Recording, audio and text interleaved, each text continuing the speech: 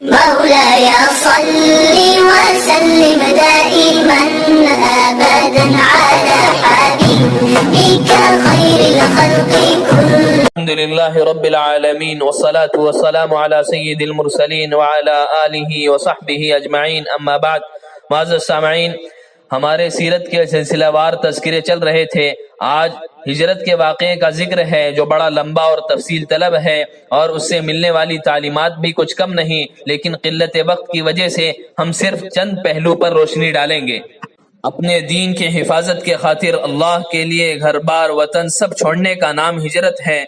دشمنوں نے جب مکے میں دارالندوہ میں بیٹھ کر آپ کے قتل کی سازش رچی، ہر قبیلے کا ایک فرد حضور اکرم صلی اللہ علیہ وسلم کا گھر کا محاصرہ کرے گا، اور صبح جب آپ باہر نکلیں گے تو ایک بارگی حملہ کریں گے. لیکن اللہ تعالیٰ نے حضرت جبرائیل علیہ السلام کے ذریعے سے پیشگی آپ کو اس کی اطلاع دی، اور یوں آپ کو ہجرت کی اجازت ملی. تمام دردناک تکالیف کے بعد بھی یہ اتنی بڑی تکلیف ہے اور اتنی بڑی آپ کی قربانی ہے جس پر آپ کی آنکھ چھلک پڑی، جو کبھی نم نہ ہوئی تھی، اور آپ مکے سے نکلتے ہوئے کہہ رہے تھے: اے مکہ، تجھے معلوم ہے کہ تو مجھے کتنا محبوب ہے. اگر تیری قوم مجھے نہ نکالتی تو میں تجھے چھوڑ کر کبھی نہ نکلتا. اسی ہجرت سے منسوب ہمارا اسلامی تقویم کا آغاز ہے، جو اس واقعے کا ہر سال ہمیں یاد دلاتا ہے اور اس سے سبق لینے کا پیغام دیتا ہے کہ ہجرت کیا ہے، کیوں واقع ہوئی اور اس کا کیا پیغام ہے.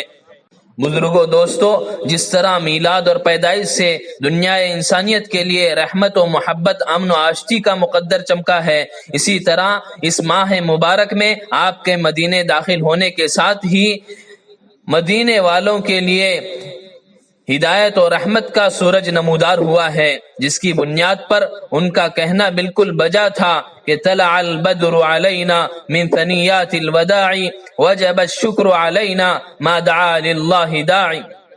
سامعین محترم، ہجرت سے جس بات کی طرف ہمیں رہنمائی ملتی ہے وہ عقل سے بالاتر صرف توکل ہے، اور وسعت بھر تدبیر و اسباب کا اختیار کرنا ہے جن پر پھر نصرت الہی کا اظہار ہوتا ہے.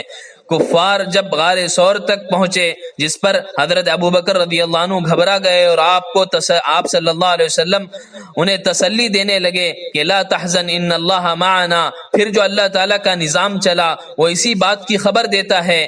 پھر سراقہ کا تعاقب میں قریب آنا، اور حضور اکرم صلی اللہ علیہ وسلم کا بے خوف اللہ پر توکل، اور اسباب و تدبیر میں حضور اکرم صلی اللہ علیہ وسلم کا غار ثور میں 3 دن قیام، اور عبداللہ بن ابوبکر کا رات کو ان کے ساتھ قیام کرنا، پھر سحر کے وقت ان سے رخصت ہو کر اہل مکہ کے ساتھ صبح کرنا، اور تمام خبر اور ان کی سازش سے آپ کو مطلع کرنا، اور پھر عامر بن فہیرہ رضی اللہ عنہ کا بکریاں چرا کر عشاء کے وقت حضور صلی اللہ علیہ وسلم کو دودھ پلانا، پھر دیر رات واپس ہونا. اسی طرح حضرت اسماء رضی اللہ عنہ کا توشہ پہنچانا، پھر صحیح وقت پر رہبر اور گائیڈ کا آپ کو رہبری کرنا، اور اس مبارک قافلے کا سفر کرنا تدبیر اور حکمت عملی کی ایک اچھوتی مثال ہے. آج کے پرخطر حالات میں مسلمانوں کو ان باتوں پر سنجیدگی کے ساتھ احتساب کرنے کی ضرورت ہے. بزرگوں، دوستوں، جس طرح رات کے بعد دن، تاریکی کے بعد روشنی، مشقت کے بعد سہولت، اسی طرح ظلمت کے بعد ہجرت امید کی کرنوں کو اجاگر کرتی ہے.